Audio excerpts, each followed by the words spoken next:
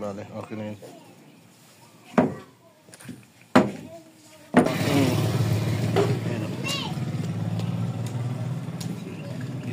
Ito na lang yung humawak. Isa na lang, nakita mo niya? Isa na lang humawak niya, no? Wala, naputol lang. Sige, picturean mo doon sa malayo.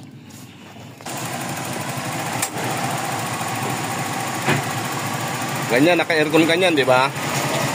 Pag itong overload nito bumigay,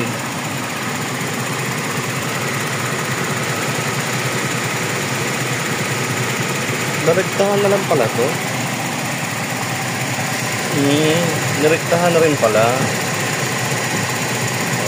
Yun yung antay, sa pandati. Oo nga eh. Sino nagkabit dito? Ikaw? Oo. Yun. Minsan iilaw. Opo. Pag umilaw, wala. Hindi umiikot yung ano. Yan, plate na yan. Ito, umiikot pa rin. Hindi. Kaya namatay. Tingnan mo ha. Ganito kasi yan eh.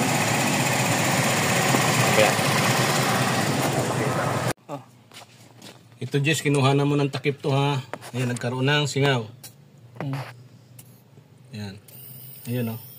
Naririnig yan o.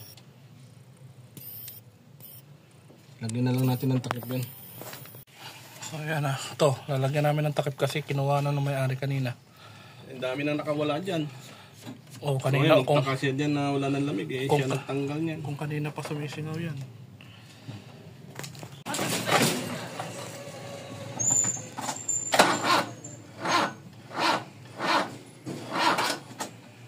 Ano mo nga, maka-advance yung timing.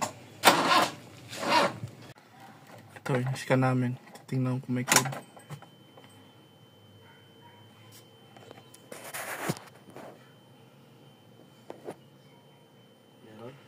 Meron.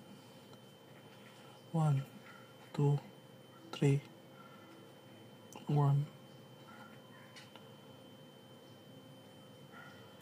1, 2, 1, 2, 3. 12 tsaka 31. 12.31. Yung 12 na yan sa... 2. Yan, sa RPM. Saka 31. 1, 2, 3. 1. Yun lang, 31. 31 lang? 12 tsaka 31. Magkano ba RPM niya dyan? Okay na start? Wala ma-RPM to eh. Ito, nagka-problema kami rito sa Raybo natin. Sana hindi sunog starter na ito. Ang hina umikot. So, kailangan namin baklasin muna bago hindi namin mapa-under makina dahil dito. Kaya nagkaloko-loko to. Dalawa lang spring matino. Ayan yung spring. Tingnan mo.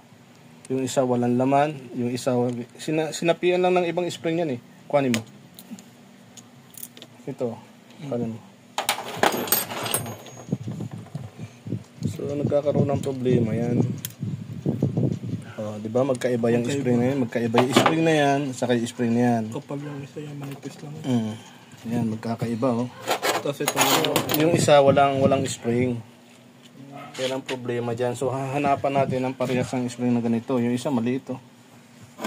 Kaya naman. Problemado tuloy tayo dyan. Okay.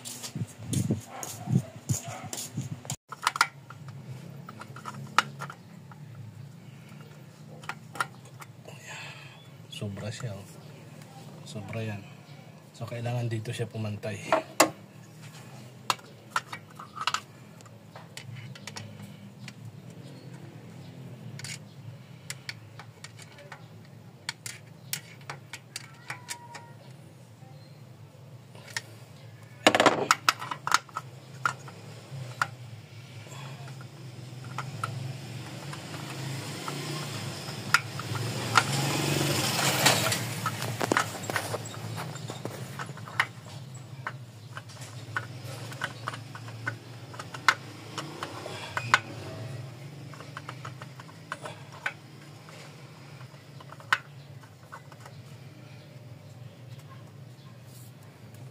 Yan na ba yun?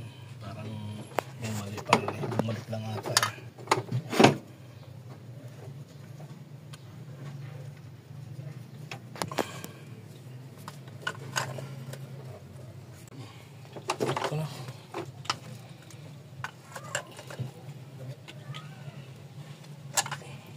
sa dati. Tama lang. Mm. Kasi dati, igaganon mo siya para makuha. Ngayon, igaganon mo na yan. Saan na ito? Nandiyan yan. Okay, try mo. Ay, yung baterya. Yung baterya nga pala nito, mahina. Pero kaya na niya magpaikot.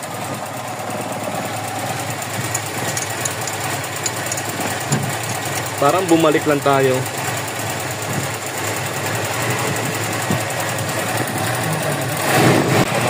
Hindi naka-on. Patay mo nga ulit. Ay hindi, painitin na muna. Pakargahin muna.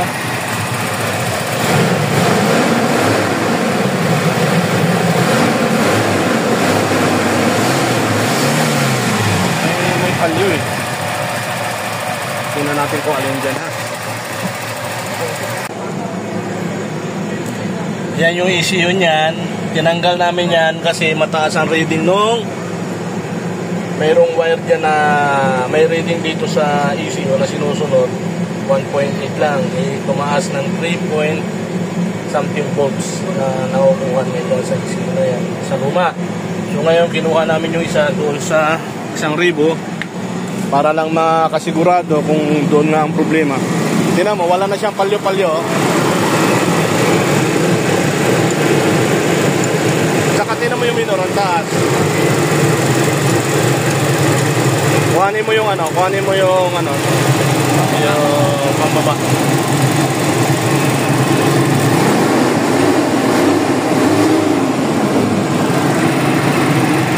Yan yung nasabi ko. Kasi hindi mawawala-wala yung problema na yun eh. Sa akin ang tiris ko. Yan.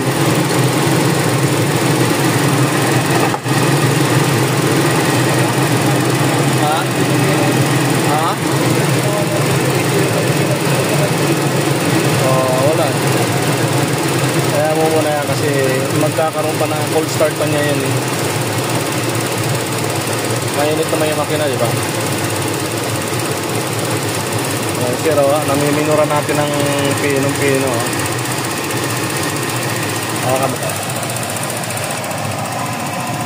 Yun lang. Kaya yan. Ha? Kaya buti pa may part na sila. Siguro mga abot ka ng mga sakit. Nice.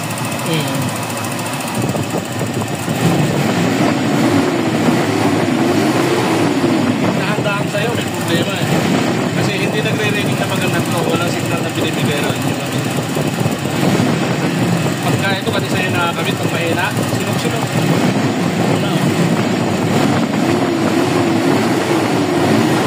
Balik natin sa kanya. Para makita. Gusto mo yung balik namin sa'yo? Ano mo ha? Ganyan.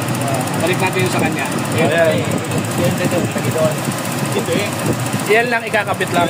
Yan okay. Gusto na yan sa'yo eh. Kasi walang problema dito. Yun nga, good pero rin. Pag-iisa mo na yun. Pero yan ang tinuturo. Dalawa. Pero nung kinabit namin yung isa dyan sa'yo, nawala na yung isa. Kung hindi mo wala yan ha. 41 na yan. Ito yung issue na kinabit natin. Okay, di ba? So, binalik natin sa kanya. Tinan mo yung under niya, oh. Kasi yung 31 na to, hindi mawawala. Tsaka pagka nag-grip ka ng dahan-dahan dyan, yan, oh.